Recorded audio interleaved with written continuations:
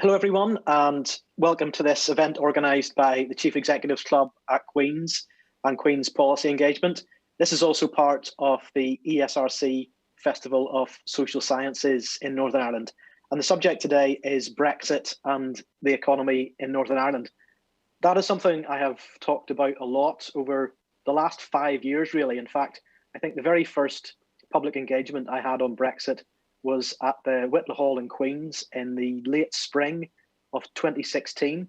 At least one of today's panelists, possibly two, I can't quite remember, were at that discussion. They were on the stage with me. It was a very erudite discussion, but we probably didn't scratch the surface of all the issues which have arisen since then. So a lot of things have happened since 2016. We have actually left the EU, the UK, including Northern Ireland, left the EU earlier this year. It's easy to forget that. There is a special deal for Northern Ireland known as the Northern Ireland Protocol, which will really shape a lot of our discussion today. But despite all those things which have happened, it sometimes feels like very little has actually changed in a practical sense, particularly for businesses. And that's because we've been in a transition period, which means that we've been continuing to follow, as the UK as a whole has been continuing to follow, basically all the EU's rules and regulations. But that transition period ends on the 1st of January. At that point, Brexit will become a practical and an economic reality. That is a very significant moment. That is a big change. It will bring significant change to Northern Ireland's relationship with the rest of the UK. And the prime reason for that is that thing I mentioned, the Northern Ireland Protocol. And it's basically a deal which was arranged to make sure that there would be no return to a hard border in Ireland.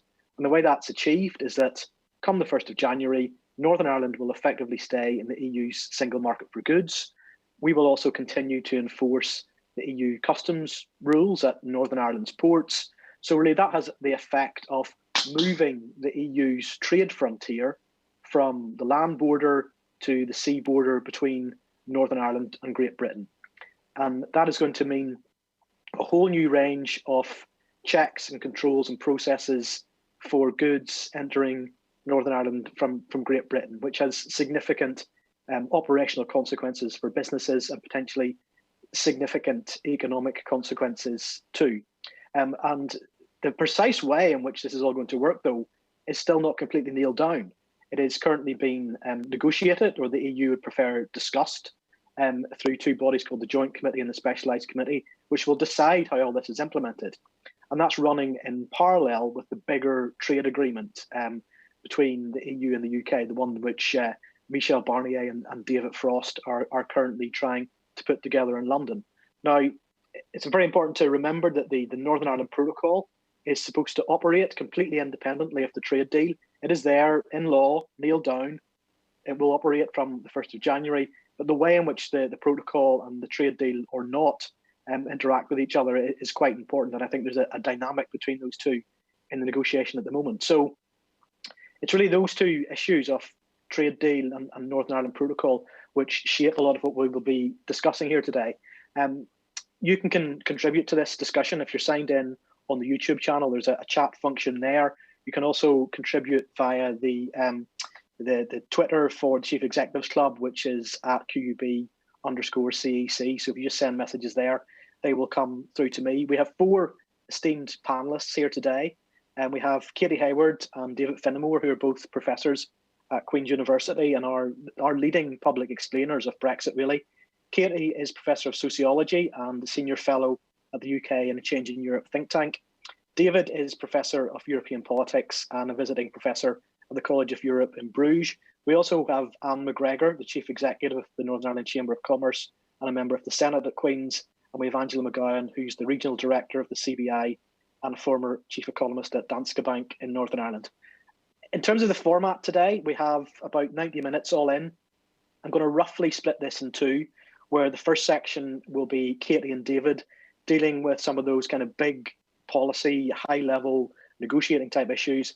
And then I'm going to bring Anne and Angela in to talk a bit more in detail about the current economic picture and also those operational issues which businesses are going to have to be dealing with. And hopefully we'll get everybody back in again at the end. I'll start off with you, Katy, just in terms of my brief the explanation there, roughly what the Northern Ireland Protocol is. Is there anything else to add to that in terms of what the protocol is, how it's supposed to function, what it's going to mean? No, I mean, of course, you gave a great summary of it. I mean, it's worth remembering there was a long history to getting that protocol. But consistently from early on, particularly as was set out in December 2017, the joint report, the intention of both the UK and the EU was to recognise unique circumstances on the island of Ireland, to protect North-South cooperation, to avoid a hard border, but also to protect the Good Friday Belfast Agreement in all its dimensions. And it's sort of worth remembering that, because we often lose sight of it, you know, of that was the intention behind what is really remarkable arrangement. I mean, it's unique in the world. It's something very distinct that the EU is doing for Northern Ireland. And of course, it's changing the relationships within the UK itself. So as you mentioned, Northern Ireland is in distinctly, you know, in this distinct arrangement, following EU rules for goods, de facto in the EU single market for goods, following in the EU's rules when it comes to its customs code. So Articles 5 to 10 of the protocol, very much about that sort of economic arrangement, including state aid. So we have some very different rules that we'll be following here compared to Great Britain. But there are other important dimensions that there's also worth flagging, and that is, of course, that, you know, the conditions for North-South cooperation are going to be maintained, and that's very vaguely defined in the protocol. It leaves a lot of responsibility with the specialised committee, as you mentioned, and the joint committee, to decide exactly what that means and how much flexibility we'll be able to have, North-South and even bilaterally, British-Irish, to be able to maintain those conditions. But we also have the commitment of the UK government to no diminution of rights, as we see in the Good Friday Belfast Agreement. And again, that's worth keeping an eye on. It's not, there's already some contention around the definition of that. And the addition, the new element that we have in the protocol that wasn't there in the previous version of the backstop is, of course, that democratic consent vote, which we will be talking about and facing in 4 years. Almost. Yeah.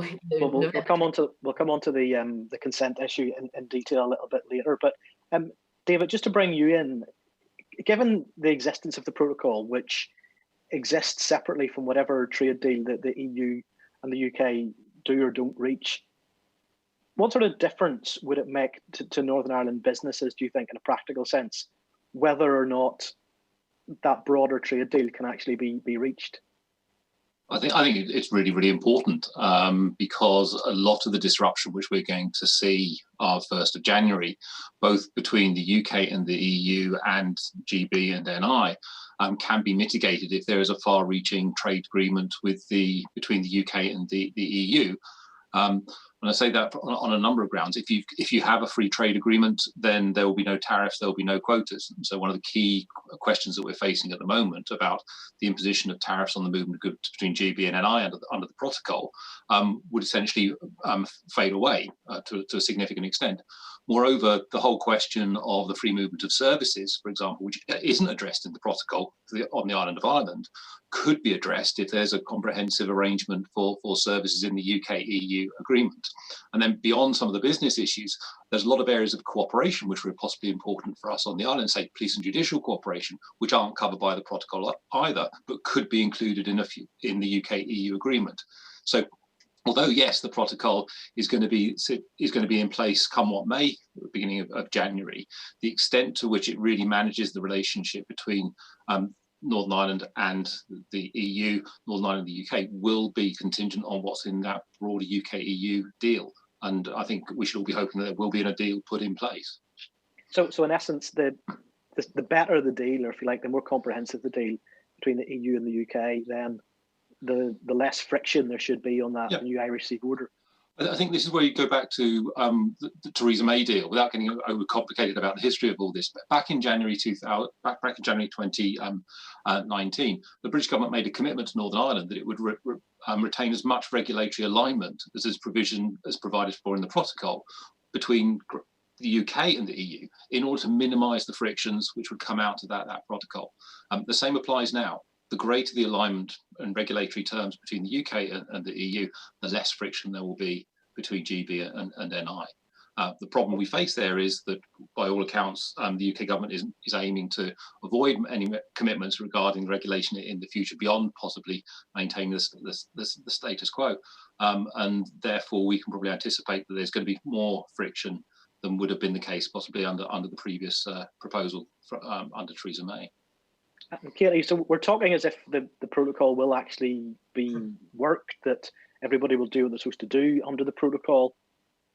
Is there still a possibility that the UK government either says we're not going to do that anymore, or they'll say, well, yes, okay, we'll have the protocol, but we'll only work it in the way that we think is suitable. You know, we will decide what sort of checks and controls will be.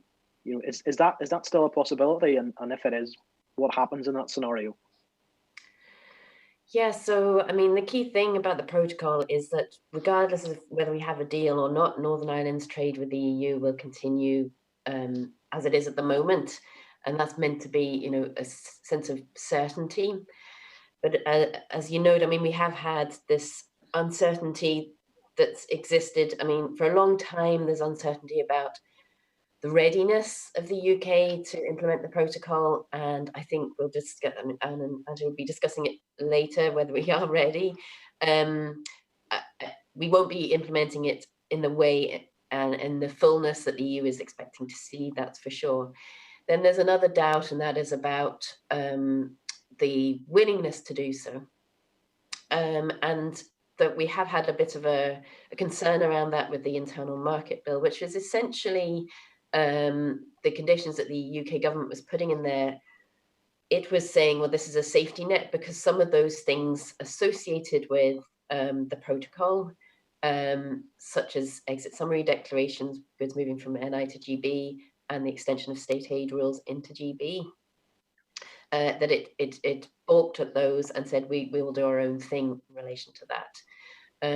Now, those are two very specific elements of the protocol, and yet they were picked up on by the UK government and decided to be able to break those rules if it wanted.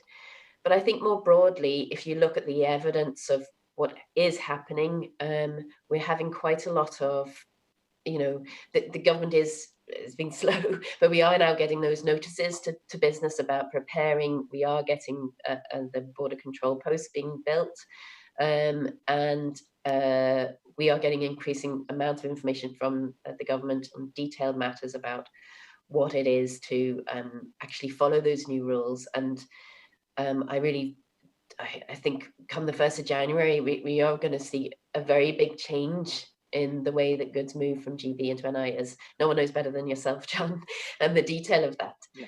And the potential consequences for retail, etc. But if we're sorry, sorry, finished there. No, I think I mean, this is now a matter to be agreed by the UK and the EU. And as well as having those negotiations about the free trade agreement, we're also getting those negotiations and discussions going on in great detail now between the UK and the EU and the specialised committee, and they're meeting again, and we're getting some sense that there is some agreement coming out and decisions being made at last at that level. But if we're in a situation where ultimately we've seen the letter today, which the First and Deputy First Minister have written to the European Commission saying there's potentially a big problem here with the movement of food because all the regulations are so onerous. If the UK government was to say, well, we can't let this happen, food must flow, so we are going to do minimal checks on lorries as they arrive off the boats. What practically could the EU do in that situation? Are we then back into a hard border discussion? I think we're very, very far from that hard border discussion. And that's for two reasons. I mean, one is that we have within the joint committee and in the withdrawal agreement, the ways by which those issues are to be resolved. So there's a very clear dispute resolution process that is to be followed. And that will avoid a sort of, okay, you're not doing this, so we're going to go and start, putting customs officers at the Irish border. there's a very detailed process for resolving disputes. And then the second point is, if we are to have agreement in the joint committee around the withdrawal agreement and the implementation of the protocol, it will include monitoring and supervision. I mean, that's there in the protocol, and the EU is going to be very clear about that. We will have to have agreement. And I think the fact that on day one, we're starting at the same point, that is not the case that GB goods will suddenly be made to different rules and standards. I mean, that does help, even though the EU is insisting, obviously, on certain rules. I think that does make a difference here and will allow for some pragmatism at the end of the day. David, do businesses know for sure what the full range of checks and controls will be for moving stuff from GB to NI come the 1st of January? Do we even have a sort of a best case and worst case scenario roughly sketched out? I think we have a greater clarity around what the checks and controls are, because certainly the EU side has been indicating that the existing checks and controls for third country goods moving into the EU would apply in Northern Ireland. I think what we're not necessarily getting the clarity on is what sort of mitigations and flexibilities are going to be agreed. Because there is scope for doing that within the context of the joint committee. But we're not getting much detail in terms of what's been agreed within the joint committee as yet, on where the direction is in terms of or what the proposals are that are being discussed. I think that there's justifiable clamour from business to get greater clarity, because we're less than a month away, less than 2 months away from the 1st of January. I think there's also been a case that the British government has not necessarily been upfront about the implications of the protocol. And I think it's also a sort of misnomer to argue that the UK Internal Market Bill is the great solution to managing Northern Ireland's position within the UK internal market, because it doesn't actually address all the issues which businesses are concerned about in terms of checks, controls and formalities, which by default flow from the protocol. Clearly, we'd hope that we'd get more clarity in the coming weeks, and there is due to be a joint committee meeting before the end of this month, where key decisions will hopefully be adopted, and we will get the clarity. But it's still very, very late in the day for the level of clarity which businesses need.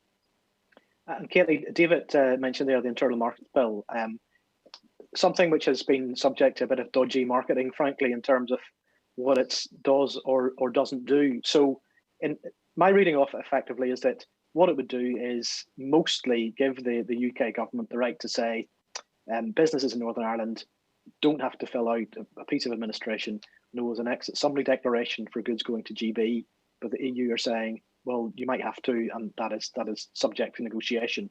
But it doesn't do anything to mitigate any potential new checks on goods going from GB to NI.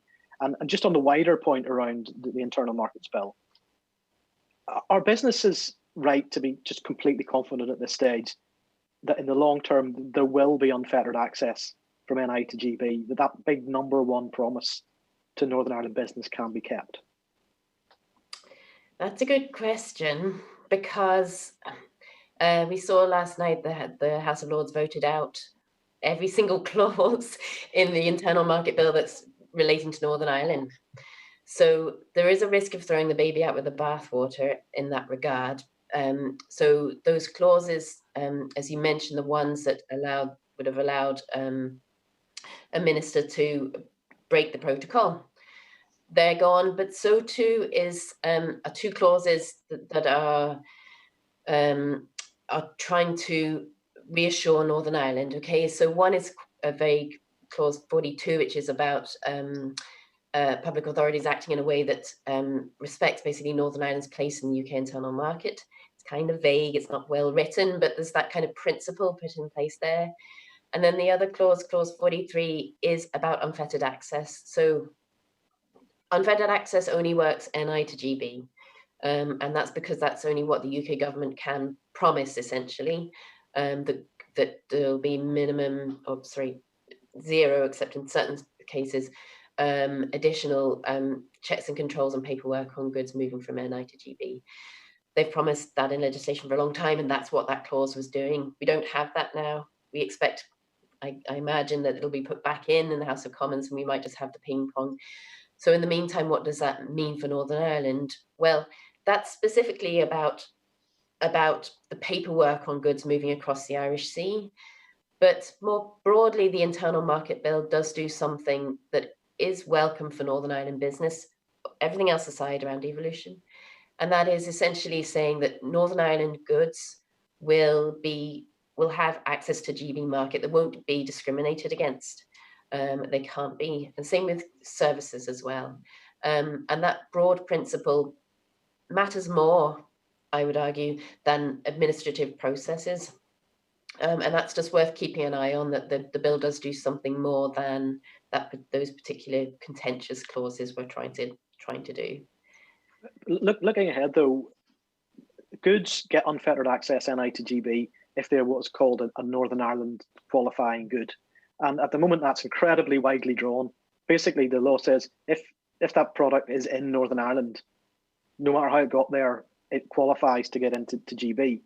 But the government has said they're going to have to bring forward some anti-abuse legislation, because otherwise you could have a situation where even goods from the Republic, the EU, or indeed anywhere in the world, could potentially be a backdoor into GB. So to potentially protect GB producers or the GB market, you have to have some way to distinguish between what is a Northern Ireland qualifying good and what is not. Do we have any notion at all about how that would actually be done, but at the same time not add new burdens onto Northern Ireland businesses to prove that their goods qualify? No, I mean, and you pick up a really good point, because that's another issue. If we don't have a deal, if there's no UK-EU trade deal, then there will be incentive to avoid tariffs. There will be incentive to move goods from the rest of the EU, from Ireland, through Northern Ireland into GB. So that does need to be addressed, and fairly rapidly too. And there are ways, I mean, in theory, goods coming from Ireland through NI into GB will have to go through customs processing. They'll have to be making customs declarations. There's no incentive for that, or little incentive at the moment, until that gets clarified. And this is just one other matter on top of many others that we've been promised further legislation. And I think this is going to be the principle with Brexit. It's going to be wave after wave. It's not going to be done, of course, by the 1st of January, not even by the end of next June. It's going to be a series of increasingly detailed and specific pieces of legislation, and clarity around operational procedures, etc., that people will have to keep on top of in order to follow and stay on the right side of the law. And David, as Katy's suggesting there, Brexit is clearly going to be a process rather than an event. And an important part of that process in Northern Ireland is going to be the democratic consent for these arrangements continuing, because effectively the Assembly will get a vote every so often on whether they want the Northern Ireland Protocol to keep going. Can you just talk us through how that democratic consent process is supposed to work and what the potential issues are around it? Okay. Yeah. One of the key differences between what Boris Johnson secured in terms of the revised protocol compared to what Theresa May had agreed was this democratic consent mechanism. Basically, this provides for a vote, or the opportunity for a vote, of MLAs every 4 years from 2024 on whether they want to keep Northern Ireland in these special arrangements regarding essentially the movement of goods. It doesn't apply to the entire protocol. It applies to what are referred to as Articles 5 to 10. It's essentially keeping Northern Ireland in the EU de facto, in the EU's customs territory, de facto in the EU's single market for goods. Basically, before the end of 2024, MLAs will be invited to whether they want to have a vote initially, assuming they have MLAs, we have the Assembly up and running. That will be a decision for First Minister, Deputy First Minister. If not, if they say there won't be a motion, an MLA can put forward a motion as well. And if there's a majority of MLAs in favour of maintaining the protocol will remain in place for another 4 years, or Articles 5 to 10 will continue to apply for the next 4 years. If there is cross-community support for it, and there's a number of two mechanisms there for that, for determining that, then it will be 8 years. But essentially, if it's only 4 years, there'll be another vote 4 years afterwards, or the opportunity for a vote 4 years after, and we'll keep being in that cycle of 4-year or 8-year votes until there's an agreement otherwise to proceed differently. So yes, even though Brexit end of transition comes January next year, we're always going to be faced with a debate here in Northern Ireland on whether we want to maintain the protocol arrangements. If the vote is not to maintain them, you then have a 2-year period in which you decide what you're going to do next. The default position is that the provisions fall away and Northern Ireland revert to the UK EU arrangements. What that effectively means is we're back to 2017 and the discussions about what do you do to avoid a hard border on the island of Ireland? Because even if the UK is in a free trade agreement with the EU, there's still going to be regulatory differences. And the EU will want to safeguard the integrity of its single market and ensure there are checks on movement of goods moving from Northern Ireland into the EU. So in many respects, voting down the protocol or voting down Articles 5 to 10 under the democratic mechanism doesn't solve a problem. It simply moves us back to 3 years ago and us trying to work out how do you manage the implications of the UK being outside the EU for the border on the island of Ireland. It's a bit like the Olympics or the World Cup, where this thing comes around every 4 years and there's great excitement for a while. Probably less entertaining though. Although that does imply that there is a kind of an incentive or an onus for the EU to make this as painless as possible for Northern Ireland, because if they want this thing to stick democratically, they'd be getting off on a bad foot if Marks and Spencer's shuts down in Northern Ireland. That's clearly there's an incentive for them to make sure that the checks and controls are eased to the greatest degree possible.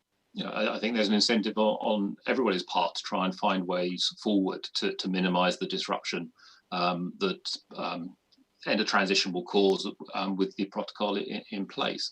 I think it goes back to a general point I'd make about the whole Brexit process is there's been a failure on the part of many people in senior government positions to really recognise the implications of the UK leaving the single market and the customs union. This was always going to create friction for business. But I think there's a lot of people who have been very late coming to the table and acknowledging what those frictions are going to be and the extent of them. But hopefully minds are being focused at the moment such that we can get an agreement in place to minimise or to limit the frictions on 1st of January, but also then to manage the implementation of the protocol on a pragmatic basis. Yeah, and I think actually looking back on some of the reporting I did during the referendum, I would say as well, I did not grasp the full import of the single market really either. A lot of the discussion at the time then was around customs and the customs union and customs posts, and also with the common travel area being maintained. And that is where a lot of the energy around the discussions happened. And there was, from somebody who was trying to tell the story of Brexit, the single market probably did not feature quite as highly as it should. And it seems to have taken a very, very long time for people to actually grasp the import of what that means.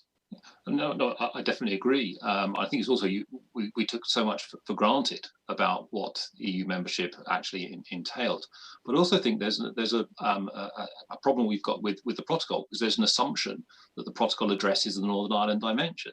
Yet to go back to a point that Katy made earlier, it only goes so far. It doesn't include services, for example.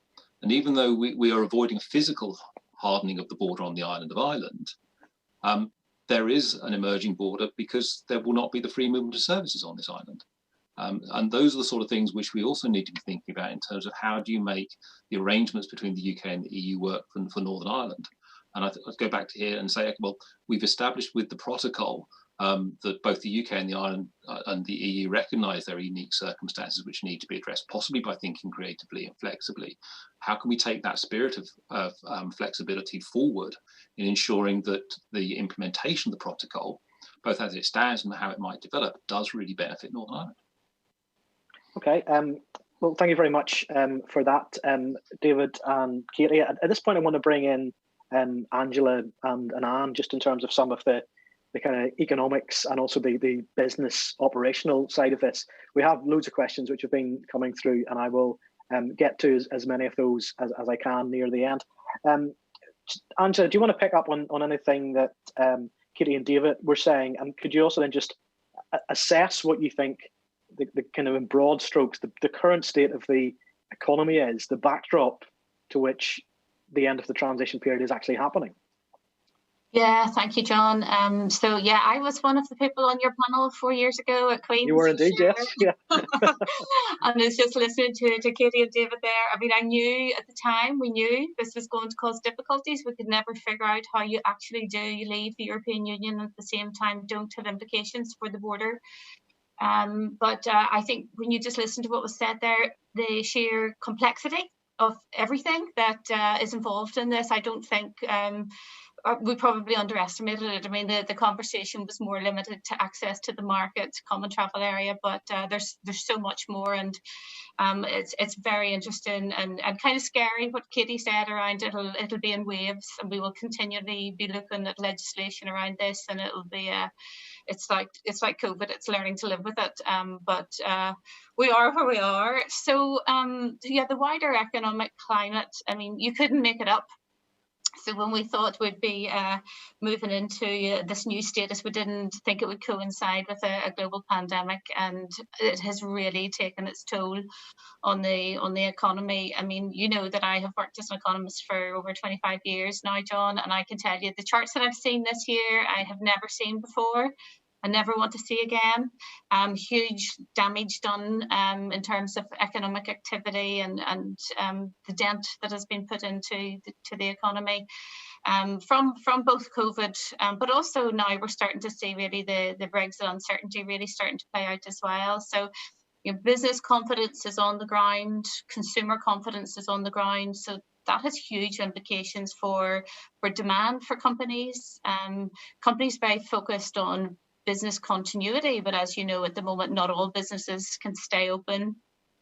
And even those that have stayed open, you know, demand is down, revenues are down, and that has implications too for how they plan. And this is usually the time of the year where they're trying to think strategically about where they will be in the next 2 or 3 years, but making those plans at the moment is almost impossible.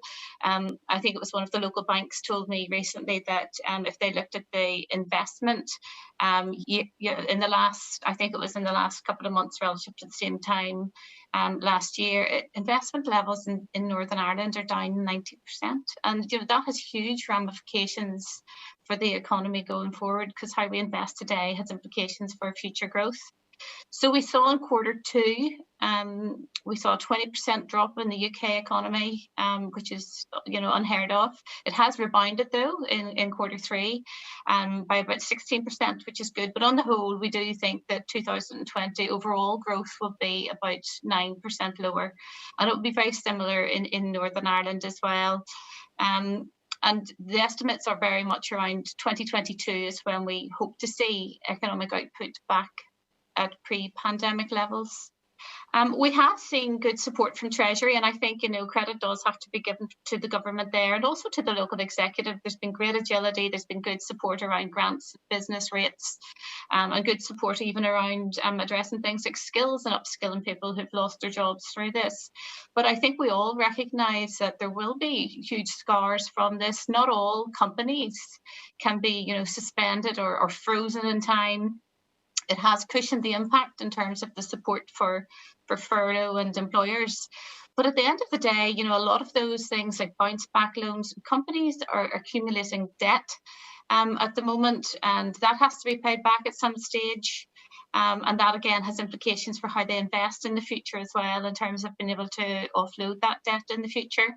And we have seen them look at their business models and think, you know, how can I improve things? And unfortunately, a lot of it is about slimming down. We've seen those redundancy numbers at a year high that were published this morning. We've seen unemployment start to creep up again. I think it's 4.8% in the UK and 3.6% locally, and that has huge implications as well for how we turn the economy around. And I think we do actually have to start thinking now from this protecting jobs to also about how do we create jobs in the future, and that's really big. But with the COVID crisis, the Brexit uncertainty has really added an extra layer of complexity on. So, this year, 2020, was supposed to be the year of transition. We were supposed to be transitioning into making, our IT systems ready for the new era that we're about to embark on. Our labelling should be sorted out. And even looking at supply chains, but transition to what is what the companies just continually say to me. We don't know what kind of a deal at this stage. We still don't know what kind of a deal that we're going to be facing. So it's really hard for them to make plans, and whether or not they're going to be ready for the 1st of January. I mean, it's very highly unlikely. If you think about it, even the labelling bit. So a company, an agri-food company in Northern Ireland, might have huge amounts of products stuck in cold storage around Europe on the 1st of January. But the labelling for those products must be done months in advance, and they can't do that now. So are they even legally allowed to sell those products come 1st of January? And, implications there for massive, losses for particular companies. I think they're under pressure. Companies are really under pressure in Northern Ireland, not just from consumers globally asking, will you still be able to supply us, but also under pressure from competitors. So I'm having companies telling me that, their customers being approached by their European competitors to say, those guys in Northern Ireland won't be able to supply you, their supply chains will be slowed down 1st of January. They might also face issues in terms of access and inputs, or, they're not going to be able to compete with us on price because there's going to be tariff implications for them. So, there's a threats there that are coming, which you wouldn't have anticipated, but they are seeing that come through in terms of competitors. And then they do have huge concerns about the future competitiveness of their company and where it's located. So how much is this administration, going to cost them? And again, this will all depend on the type of deal that we get. How long are the delays going to be in supply chains? What is going to happen with the haulage and the traffic come 1st of January? And will my hauliers get held up on that, and my inputs get held up on that? They still don't know how they'll be able to access markets. And there's a lot of big concern around access to, people forget that the European Union has, over 60 free trade agreements around the world, which companies in Northern Ireland, for example, Turkey, Canada. That's emerging as a big issue, clearly, about. Yeah. There was a suggestion we would continue to benefit from those, and now it seems to be that as it stands, we won't, and that has potential implications. That's right, and companies really fearful that they'll fall between the two stools. The UK won't have rolled over those trade agreements, and yet they are adhering to all the rules of the European Union. Now, in fairness, I think probably the Irish government has supported that and has been pushing it within the EU, but then that means the EU has to go back through all its trade agreements with those other countries and ask them, would you mind if we include Northern Ireland in that? So, huge issues, for example, if a company is bringing in a product from one of those countries at a particular price, and then suddenly has to pay a tariff on it, which their competitor, maybe across the island in the Republic of Ireland, where they compete against, they don't have to pay those tariffs. So, I think this is something that companies would be very keen to get resolved. And then there's also about the time for the adjustment. As I say, they won't be ready on the 1st of January. Is there going to be a huge scramble to try and get things done within a few weeks? Or there really needs to be a grown-up conversation about an adjustment period, because they just need to know what they're working towards. I think also, particularly in the knowledge economy side, companies talking about the loss of funding Horizon 2020 and the impact that will have upon competitiveness. We know that there will be a levelling up agenda, and there will be money from the UK for innovation and for infrastructure, for example. With the innovation one, there's a bit of a fear with Innovate UK that it's very much focused on collaborative projects, and we haven't got a great reputation of being able to pull together collaborative projects to bid for that sort of funding. So there'll be a learning curve for companies. And then I think finally, John, the big issue in terms of the challenge is always about skills and accessing skills. It's always been a problem for Northern Ireland, a small population of 1.8 million. And even, even if we were to be able to access international talent.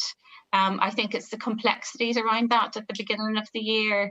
Also the fact that the Home Office has insisted that we take a UK-wide approach to migration policy. And we have had plenty of evidence put forward to the Migration Advisory Committee that, what applies in the rest of the UK does not necessarily apply in Northern Ireland. We have a lower median wage, for example, so the cap on earnings, I think it's about 23,400 before you can bring someone in, shouldn't really apply to Northern Ireland. There was a recommendation from MIG that perhaps something different did need to be done for Northern Ireland, given the migration issue and the access to skills, especially, they said, if they have a different relationship with the EU, but that hasn't been taken on board by the Home Office yet. Hopefully in Q1, if the evidence is presented, they might consider looking at it. So those are all the issues around their future competitiveness and their readiness for the 1st of January that they are concerned about. Angela, thank you. That's incredibly useful. If you have any more questions, if you could send them to at QUB_CEC on Twitter. That's at QUB_CEC. And I want to bring you in at this point. And of course, you regularly survey your members in what is a very useful survey on business confidence and business issues. What are the current biggest challenges for businesses in regard to Brexit now? Clearly, we heard some of it from Angela there, but just take us through what you're hearing. Okay. For us in Northern Ireland Chamber, in our quarterly economic survey, we found that business confidence was at an all-time low, although different sectors are having different experiences on this. COVID and Brexit are clearly to the fore, but as Angela said, skills, and we would add productivity challenges are still there. And there's also increased indebtedness now as businesses are taking advantage of the great support. In the last quarterly economic survey, we have a Brexit watch, and in the Q3 one, 73% of businesses are still really worried that there won't be a deal. That's a big issue still in their minds, and that leads to a lot of nervousness in business. But also then the diversion from Brexit to COVID has clearly shown that businesses have been diverted. In our Q1 Brexit watch, 60% of businesses were preparing. In Q2, it was 50%. And in the last quarter there, it was only 40%. So, there's a real issue around preparing. And also then when we were asking them, the other big area is that they just don't know what they're preparing for.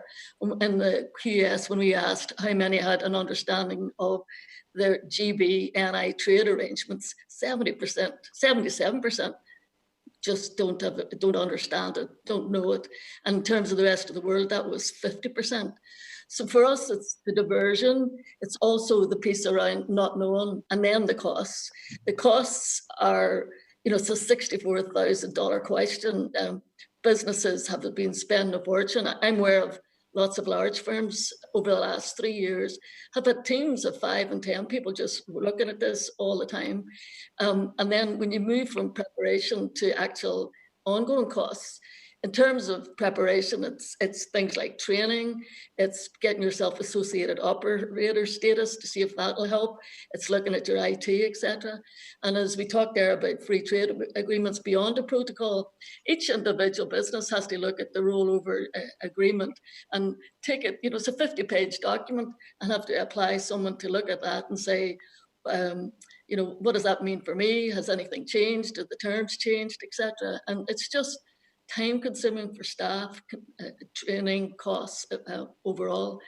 When we get up and running, it's going to be even worse. And I know there's support there, but firms need to budget for, customs paperwork that they never had to do before, export health certificates, recruitment, because we do have a support coming in there through trader support, but you actually, as a firm, have to complete that paperwork to a certain level. And if you've never done it before, you need staff to do that. I would be very worried about the costs of time delays. Businesses need to have a contingency budget in case stuff gets stuck for customs. Bearing in mind that the GVMS system isn't ready here, and the southern one, the PBN system, isn't ready either. So there's bound to be delays. So GVMS being the Goods Vehicle Movement Service, which is a system for ferry operations, basically. So, sorry, I beg your pardon there. Okay. We've been talking to food companies that are in our membership, and they're already finding delays, things being in harbours throughout England, etc. And they're getting demurrage costs. What are they? They're the costs that if your stuff is in the harbour longer, if your lorry driver, the storage, or if your driver has to wait. And they're really prohibitive costs. And we haven't even touched things like labeling or heat-treated pallets, because there's different pallets coming and going, and then separate stock control systems. We had an interesting case yesterday where one of our companies, and they make trucks, so you're going to guess who they are.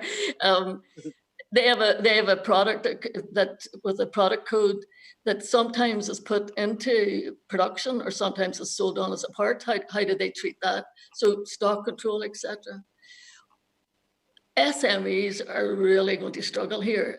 Big firms are able to pivot and do what they can, although the timeline for them is extremely challenging. And SMEs normally go to our brokers or to freight forwarders. You speak to any one of them, every one of them in our membership would say, we're not ready either, because we don't know what we're preparing for. So I would... So at the minimum, companies know that there are going to be customs declarations. So is that one thing we'd be sure of, that if you're moving goods from GBNI, there's going to be customs to get that stuff over. And we also know that the hauliers have a whole bunch of new things that they're going to have to do as well. So there's some of it we know the shape of, but then, like you say, export health certificates, clearly the very expensive piece of administration. Clearly the supermarkets and the government are pushing to get that watered down. So, but the worst case scenario is that basically every pint of milk and every pat of butter needs a 50 quid certificate basically to get across the Irish Sea. We had a client who's in the food sector, and they had 5 containers in a port in England, and they were waiting for that to be tested. And I think it was something like £210 per trailer, plus there was another amount to pay for the seal breakage. The thing cost about £1,000. And if you're not, it's just expensive. It's expensive. Also, any delays can be expensive as well. Businesses really just need to start preparing if they haven't. And it is slightly worrying that there's still businesses. You see, if you're a big business, you can do scenario planning. You can say, what if this, what if that? But if you're an SME, it's really, really tough. And we have a team of staff in the Northern Ireland Chamber who are trying their best to help businesses. So an international team, and we have been doing training and development. So we're very happy to answer any questions that anyone has. But Best NI and Department of Economy have a very handy checklist of 10. You should go on to northernirelandbusinessinfo.com and have a look at that. But there are 10 steps whether to take business through, and it's accessing their exposure, it's registering for trader support service, it's getting EORI codes, it's commodity codes to see if they supply, talking to suppliers, talking to hauliers. And then we'd also talked about people there earlier. If you've got staff that are working for you, you need to make sure you actually have applied for the EU settlement piece. And then if you want to bring more staff in, it's looking at the immigration piece. And, administratively, it's very, very, very challenging for businesses. And there's a lot of help if it's plain and simple. But if you have any complications, any nuances, you really need to employ your own staff. And that's an increased burden for businesses. It really will impact on their competitiveness. Northern Ireland is becoming less competitive by the day. Angela, just to pick up on something Anne was saying there, is there a different experience for the large corporates who perhaps have been kind of working on this for years, and the SMEs who and to some extent have been working on the basis of it'll probably be all right on the night? I think I would agree with Anne that for the smaller companies, it'll be a whole lot more difficult in terms of lack of resource, lack of people to help them prepare, and lack of funding. I should say as well, actually, just before we move on, that I know that Invest NI also have a Brexit preparation grant of up to £50,000 for companies, and people should be aware of that as well. And they can get help from the Trader Support Scheme, which is free to register, and they are there to give help as well. But the big companies now, don't underestimate how hard they're finding this, John, even though, as I say, it probably is easier for them. They have resource. They can set up a Brexit team, to meet twice a week to look at the issues, to look at the supply chains, to get things sorted out, like, ERI numbers, all the rest of it. But they're still finding it very difficult because of the unknown, because they don't know what they're supposed to be planning for. There's also good grants. Go ahead, I'm sorry. I was going to say, John, HMRC, do you have grants out there to help you employ people for customs, for example, 50% of the salary, and literally go on to the www.government, and then it goes government, but go to HM Revenue Customs and apply for a grant there. It's actually administered by PwC here, so you should go for it. Angela did mention there the Trader Support Service or the TSS, which anytime I speak to government and ask them, well, what are you doing to help in Northern Ireland? That is the thing they direct us to. We're spending 200 million on this over 2 years, another 100 million plus on the IT. It's been, it was sold as effectively the solution to the customs piece, at least. Sign up to this and the government will effectively sort out all your customs paperwork for GB to NI. Is it as simple as that, or is there a bit more nuance and complication? I actually think it's a good first step to help businesses, particularly if it meets all the costs of training, of helping them get understand how to get the documents moved. So it is a good first step, and they are having a contact center set up as well for queries. I do think it needs to be complemented or supplemented with help and support for more nuanced queries when it is more complicated.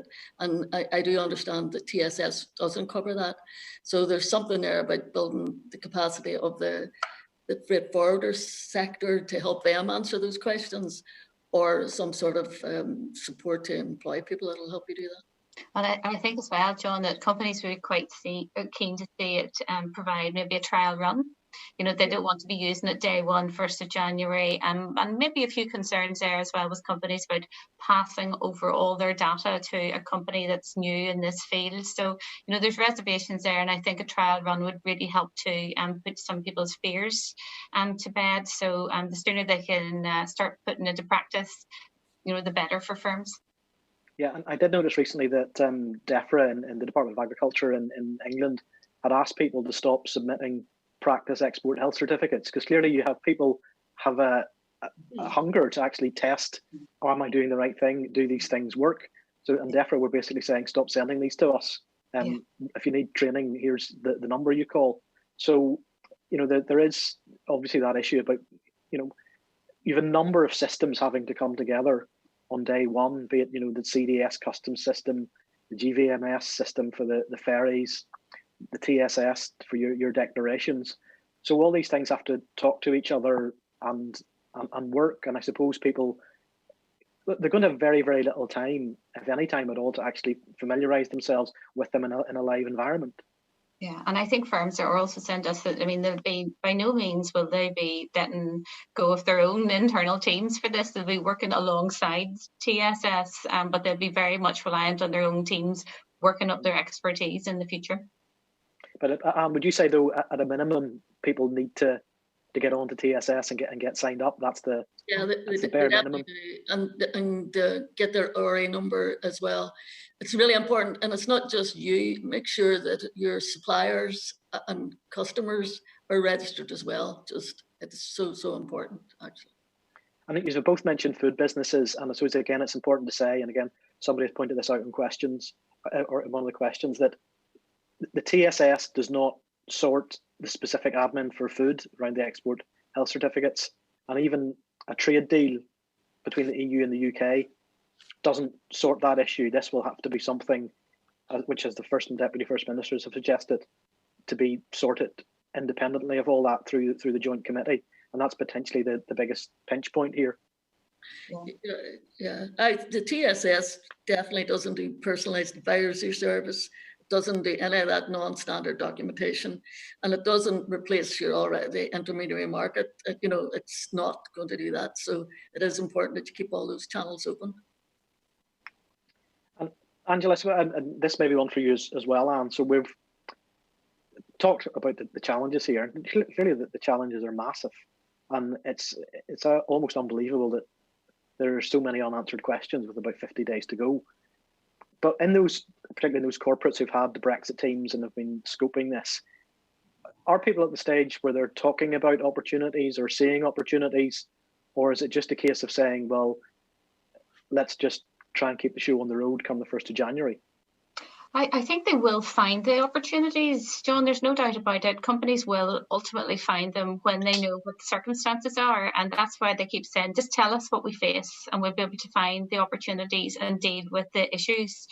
And I think probably, at a wider level for the economy, you have to think that this is, if it works out, if we get a good deal, which I think is everything is predicated on this, if we get a good deal, we will have an advantage. We will have good access, frictionless access to the European market. We'll have full access to the UK, hopefully, in terms of that unfettered access. We're an English-speaking region, and I think it'll be seen as a region where, there's potential there for investment.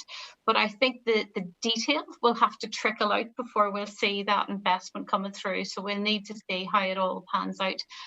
I think there's probably opportunity in whenever there's change afoot, there's always opportunities, and that is just the reality of it. There will be opportunities here for companies who've previously been very focused on manual labour to start automating, to put in those AI and the digital learning, machine learning. It'll help with Anne had mentioned productivity. So there will be a forced push on productivity, because I think for some businesses and for some sectors, it could be a bit of a burning platform, and they will have to change and they will have to adjust. I was just writing an article recently for Ulster Business Magazine, and I was just saying that next year is all about adjustment, whether it's the Brexit adjustment, whether it's learning to live with COVID, whether it's, the green growth agenda and how companies, everything they do will be thinking about climate change, those sort of issues. So as I say, there's adjustment the whole way through, and they'll be forced into it. But we'll also be taking advantage of things like the city deals coming forward, and they are very much focused around productivity, around capital investment, around innovation, digital.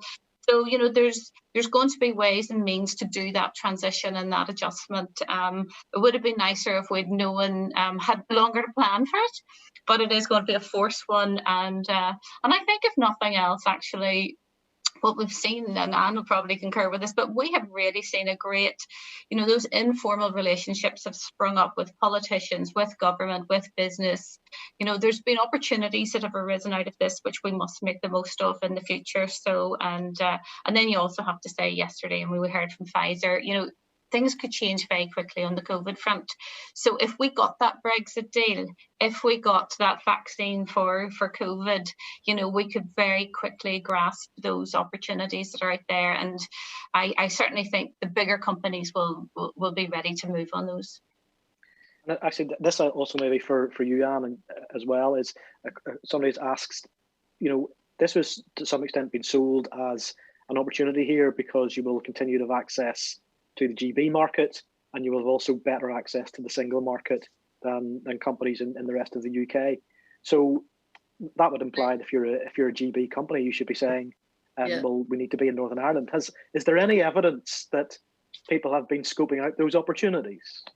I'm not sure if there's evidence yet, but I think in Northern Ireland we're still busy in the middle of the detail and trying to work it out. And but when I'm part of a British Chamber of Commerce network of 52 other chambers, and we meet far more often than we ever used to now. But it's Mondays and Wednesdays on Zoom, And when they heard about our deal, the protocol, they could see the opportunities for.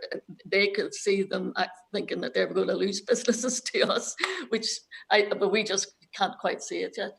I actually think there is going to be some impact on our cost-based inward investment, and we may need to be focusing more on the high-value propositions, and that's why leveling up in city deals and research is all really important. I know as a Senator of Queen's, we're working even more closely on an all-island basis to look at opportunities. So there will be opportunities, but because we're in the detail now, we're in the ditches at the minute, we're not able to see it, but hopefully we'll see it soon. I'd say there's one large regulated business I know of, and they are marketing the protocol as an opportunity for that reason. And it seems to me that the opportunities may well be quite sectorally and even company specific, that it will really depend on what you do, and particularly if you're a regulated business, you potentially have a proposition to sell there, because you can say you only need to do kind of one set of regulations here and we get you into GB and EU. But for other sectors, particularly with clearly the food stuff we've heard of the last couple of days, it's maybe a bit more difficult to see the opportunity emerging there. Sorry, on that point, I want to bring David and Katy back in for a couple of questions we've had in, and two of them really are they're very similar, and I will summarize them brutally, and it's basically this, which is, does the outcome of the US election have any bearing on Brexit and on the delivery and operation of the Northern Ireland Protocol? Who wants to take that? I can take a first bash and then. Okay, right. So, on the one hand, no, it doesn't have any impact at all, and we know that Republicans, including Mick Mulvaney as the Special Envoy to Northern Ireland, have been very clear: the Good Friday Agreement must be protected, no hard border, etc.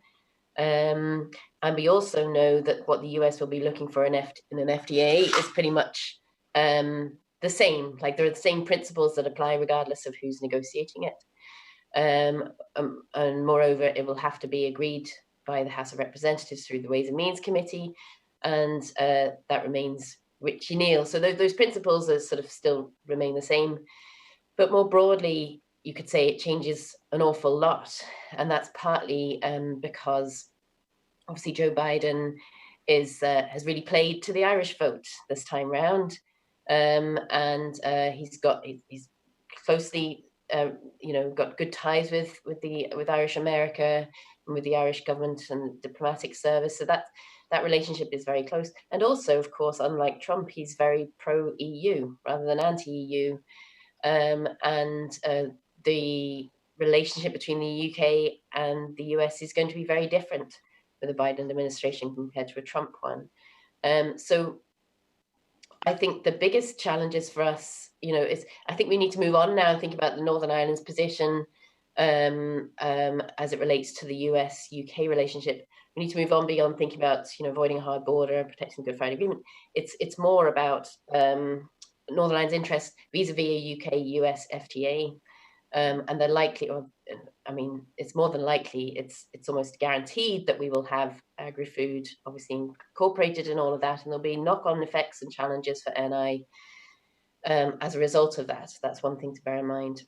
I don't know if David had anything to add on this, but I do think it's much more complicated. It's going to be difficult to explain to an American audience, I think, the dangers or the risks of a US-UK FTA for Northern Ireland. It goes beyond the hard border thing. It's much more sort of granular than that, but it could have an equally devastating impact. David, do you have anything else you want to chip in on that? I think I'd say that it obviously changes the mood music at the moment, and I think certainly it's putting a bit more pressure on the UK government in terms of the offending protocols in the UK Internal Market Bill. Also, clearly the US is going to prioritise its relations with the EU as opposed to the UK. But I think there's also the thing about Brexit doesn't end on, it's an over, if there's a deal between the UK and the EU, because the relationship will change over time. And we need to be thinking about how we address the implementation of the Northern Ireland Protocol. I think the Americans under Biden are certainly going to be pushing very much to ensure that the relationship doesn't undermine the position in Northern Ireland. I think one thing that just crossed my mind then, relating to the point you made earlier about Northern Ireland getting access to EU trade deals with third countries. Okay, is there an opportunity here for the US in its relations with the EU, seeking to ensure that Northern Ireland gets covered by that any US EU trade deal? There could be some benefits further down the line. I suppose another thing which just occurs to me as well is that if Brexit is showing us anything, it's showing us the kind of the nimbleness and energy of the Irish diplomatic corps in terms of getting Dublin's view in front of the people who matter. And you get a sense, maybe that the Irish will have outflanked the UK again when it comes to that kind of access to Biden. It's just another question here, which I think is quite an interesting one. Maybe any one of you want to kind of contribute to this. Somebody's just asking, well, if a deal is not struck, or if there's a very limited deal, be that the broader trade deal or even in the joint committee, is there a possibility we get something like a soft transition to allow adaptation, say, for example, in some sectors to run down inventories, to switch suppliers, to make the changes? So it wouldn't necessarily be that it is labelled legally a transition period, because that can't happen. But is there, a soft transition potentially shaping up there anyway, for whatever arrangement emerges? I was going to say on that one, John, I think we're not allowed to mention the word transition when we talk to government. They saw this year as a year for transition, and according to them, they've warned us so many times there could be no deal and you should be ready for it. But the reality is, circumstances took over. People weren't prepared, and they're certainly not prepared for no deal. And even if we hadn't had a global pandemic, companies would never have been ready for no deal, because it's such a horrendous impact on their business models. I think there is scope there, and we've seen it for the pharma industry. A 12 months more adjustment period, and I think there is scope for talking about adjustment over time, and that's something that we probably need to talk to members about what length of time it would possibly take. Would it be 6 months? I'd be very reluctant to ask government for a year. I think people say that if that was to be the case, you'd see people leaving it till June and then a huge flurry at the end of the year. But we do really have to be realistic about how long it will take, and we can't make a decision on that until we know what kind of a deal we have to adjust to and how big the adjustment is. But I think Anne, you wanted to come in there as well. Just to say, in terms of who's in control of that adjustment period, suppliers will have an opinion on it. I know, speaking to members in the food sector, they're not sure if their big supermarket customers will want labels that aren't quite right up to date for health and safety issues. So it's not all in government's control or negotiators' control. Yeah, and Katy, I suppose when we look at some of the stuff which is emerging from the joint committee, we already see, although we haven't got the details yet, that whatever changes are happening to pharmaceuticals, moving from GB to NI, that is going to be phased in over a year. Now, nobody's saying that's a new transition period or anything, but it does.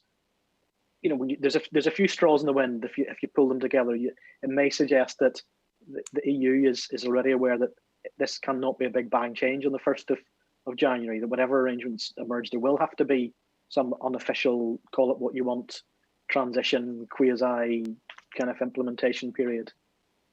Yeah, but that's true, but I wouldn't want to overstretch that, because obviously medicines has a particular urgency and importance that maybe other sectors don't seem to. So I think don't get your hopes up, basically. Sorry? Don't get your hopes up if you're expecting another. Basically. Food's quite important too.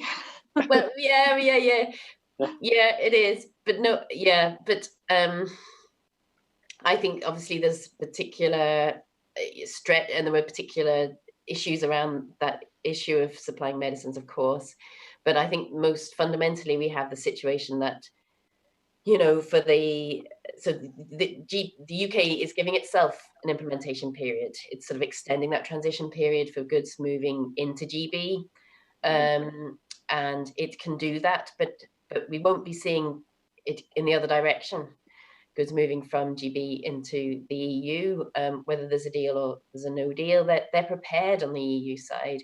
For Northern Ireland, we have this very peculiar situation in that we will be, you know, de facto on the EU side of that, but it's the UK authorities who will be implementing those rules. So we will see, you know, there's this very peculiar situation. We get back to that fundamental point about, is the UK on the trajectory of implementing the protocol? In all seriousness, the border control posts are unlikely to be ready to have the amount of inspections and the processes that the EU would like to see, but it'll be going in that direction.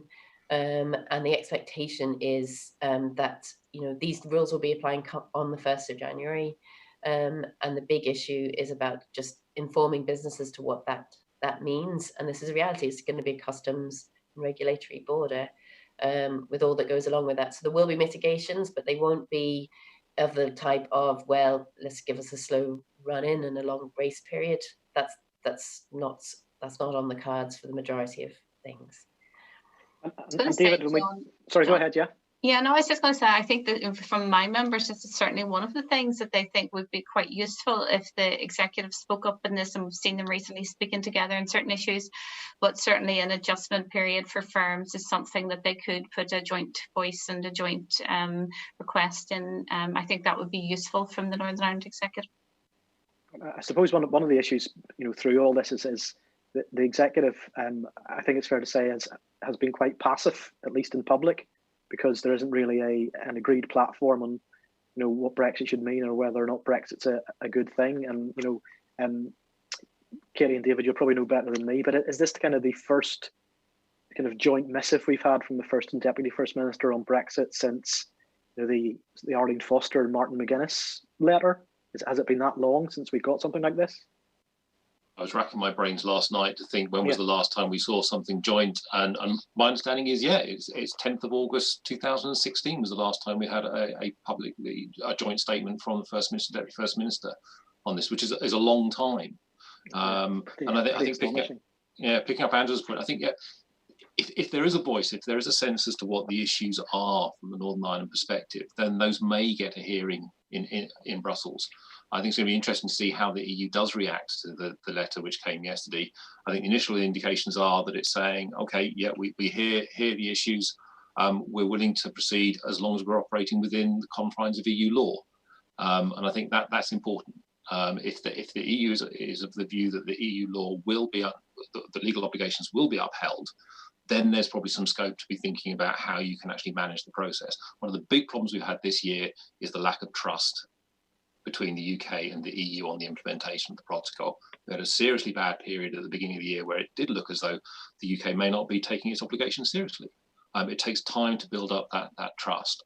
And I think picking up on the point that Katy made, the implementation of those checks and controls and the oversight and the monitoring, it's really going to be important in terms of building the trust, the extent to which those are implemented effectively.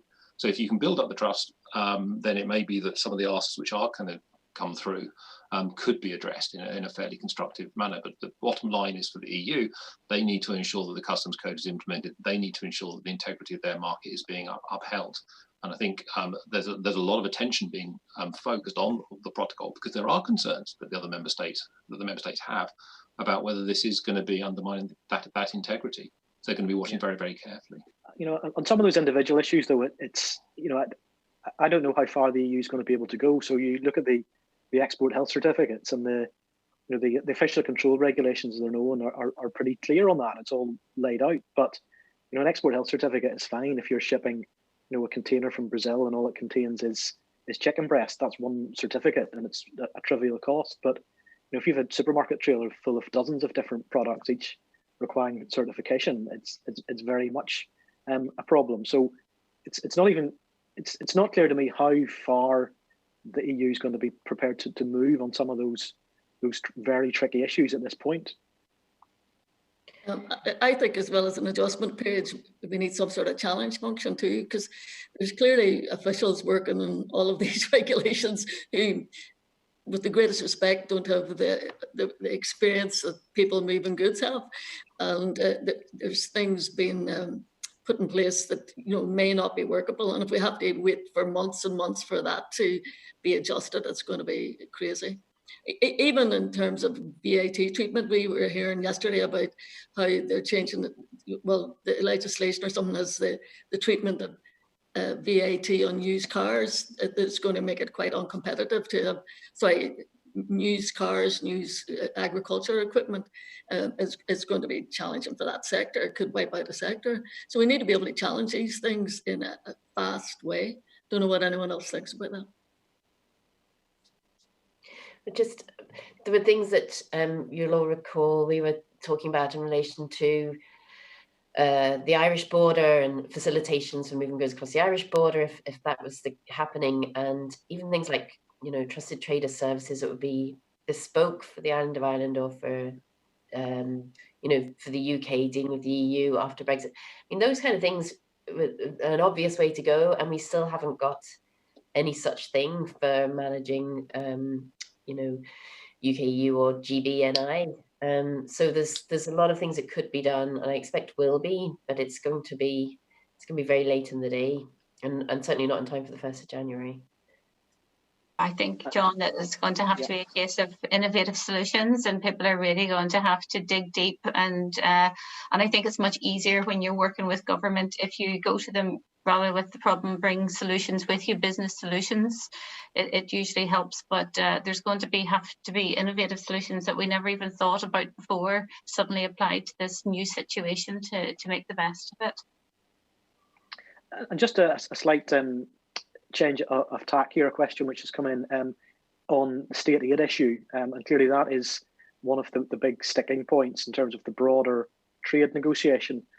Do we know precisely what the issues are around state aid, and if the EU requirements were met, what would be the effect in Northern Ireland? What would be the ultimate upshot for the state aid regime that companies here will have to follow after the 1st of January?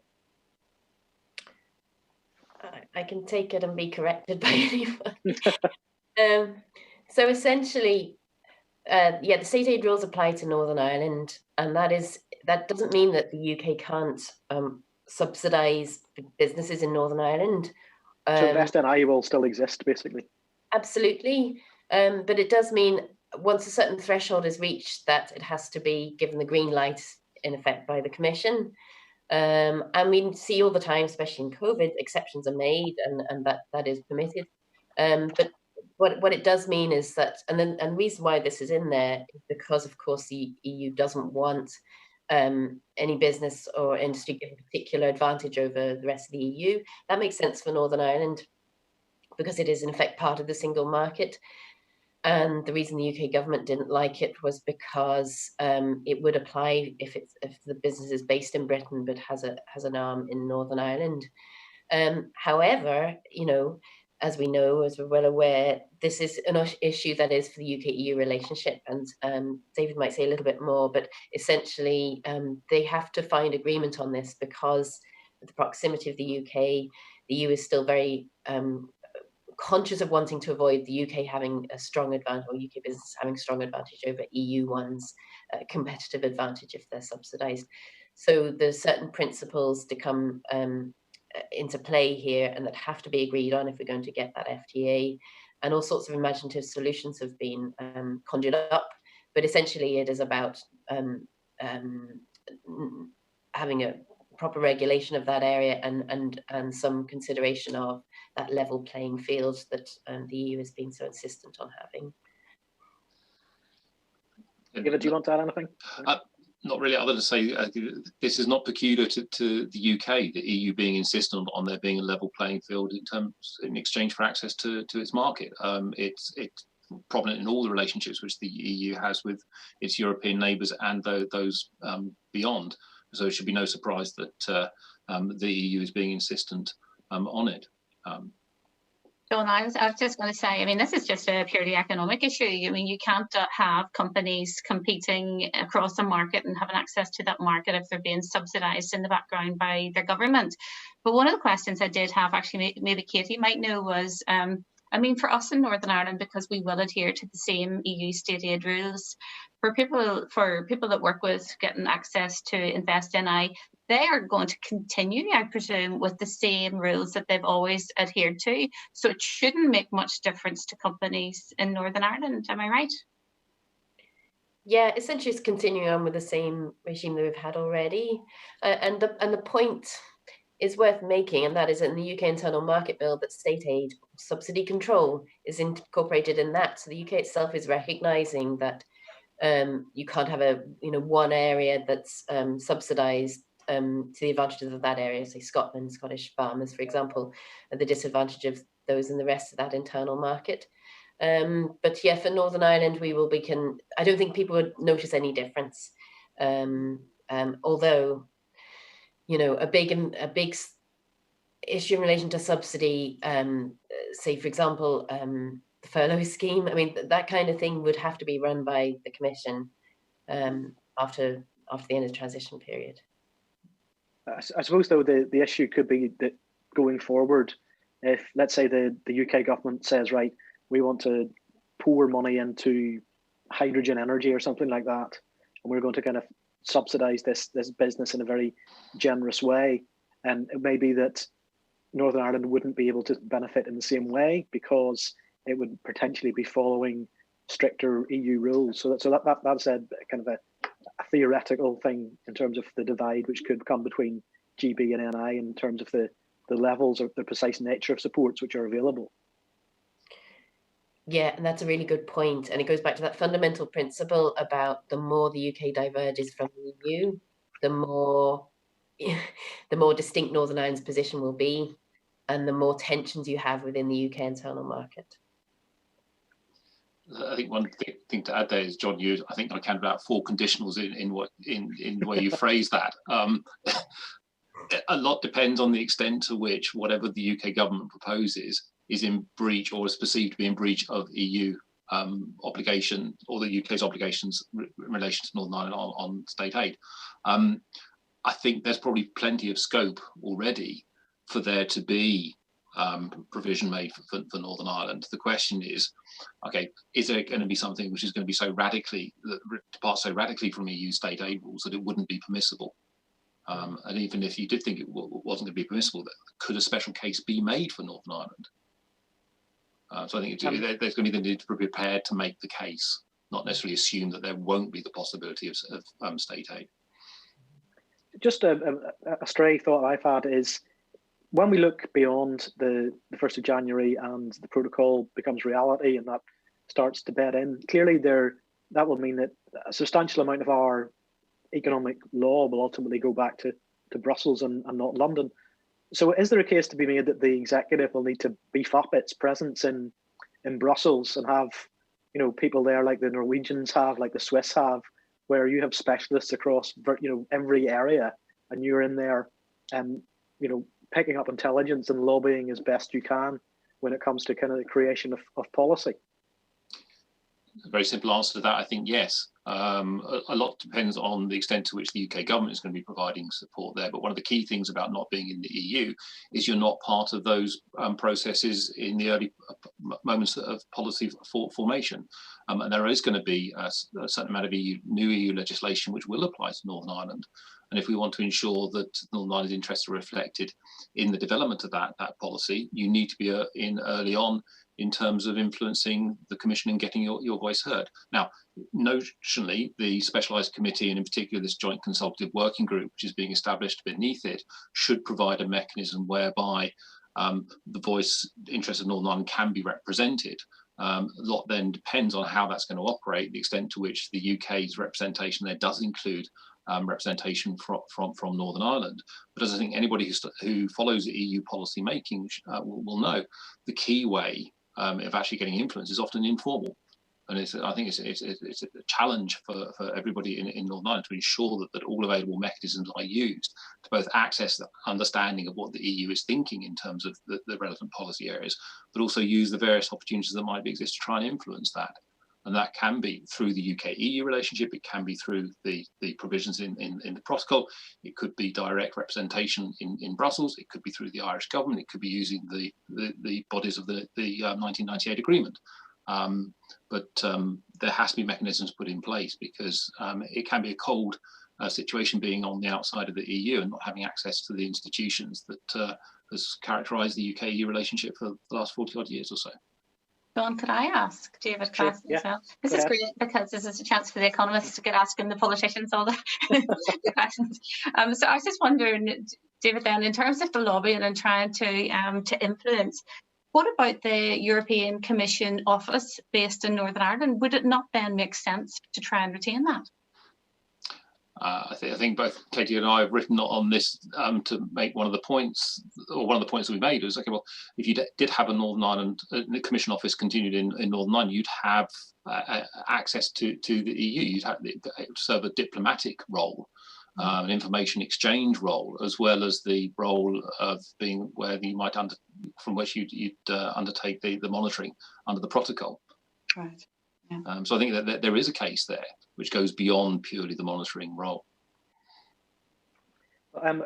We are rapidly running out of time here, so I think just to, if people want to kind of give us a bit of a summary of their thoughts, that would be very useful. If we kind of just bounce around in terms of, what needs to happen next, and particularly what do we think is going to happen next, in terms of both the broader negotiation and the implementation of the Northern Ireland Protocol. So I'll take it in order of Katy, David, and Angela. So you can boil that all down. In order of importance. Thanks, John. Well, I got an email yesterday from, as you mentioned, I work in UK and Changing Europe think tank. And the heading was "When there's a deal," and basically wanting some of us to be involved in a press conference for when the deal is announced. So I'm taking that as a very positive sign that those linked in to Brussels and London are quite confident about the likelihood of a deal. But of course, for us, it only goes so far, and we're still waiting, as David mentioned, we're still waiting to see the outcome of the Joint Committee, which make very big decisions, including mitigations and allowances for Northern Ireland, and that won't be until the end of this month. Generally, I would be optimistic, not least because my boss has been quite optimistic about it at the minute. David? Okay, I think, what we need a deal. I think what we also then need is to ensure that the UK-EU relationship and how that evolves, because it will not be a static relationship, and how the Northern Ireland Protocol work in the interest of Northern Ireland. Brexit isn't over on the 1st of January. Okay, may sound glib, but if you're on the outside of the EU, you're in a permanent relationship with the European Union, and you need to make sure that works in your interests. And there's a lot of unknowns about how the UK-EU relationship is going to work, and there's a lot of unknowns about how the protocol is going to work. So there needs to be sort of a fair amount of vigilance around in monitoring the way things are proceeding, and ensuring that issues are identified and then uploaded into the process so they can ideally be addressed. I would go for an adjustment period and some sort of appeal process, but then I really do think we need to anybody that's in business support needs to cooperate to help businesses get ready for this. If there is only 3,000 people registered for TSS, let's make sure there's more than that, and also then make sure that things are simple. If we can help somebody get a NORI number, let's help them get it. And we have to facilitate the conversations. For example, every single business in the food sector will be looking at the free trade agreement separately. Every single business in engineering, is there somehow or other Invest could help us look at, what the implications of those are to save some time per sector? Angela? Yeah, I have 4 or 5 points written here. So John, get a deal. It's the most important thing they could possibly do. Give business a bit of an adjustment period to put into place what they need to do. for lobby organisations such as myself, it's continually get that evidence into those joint committees and start bringing innovative solutions to the problems that we are going to face. And then finally, the Northern Ireland Executive, you know, we may have all disagreed on Brexit in the past, but we are where we are. So let's really get a joint voice on how we make this work for Northern Ireland to not just lift economic prosperity and living standards, but to protect the peace process. Well, that's a good note on which to end. Thank you to all our panelists today. Thank you to the Chief Executives Club at Queen's and Queen's Policy Engagement, and to the ESRC Festival of Sciences. And thank you all for joining today. I hope you found that useful. I certainly did, and this is certainly a story that I'm going to continue to cover probably for the rest of my career. So thank you very much indeed. Cheers. Bye-bye. Thank you, John. Thank you, everybody. Thank you.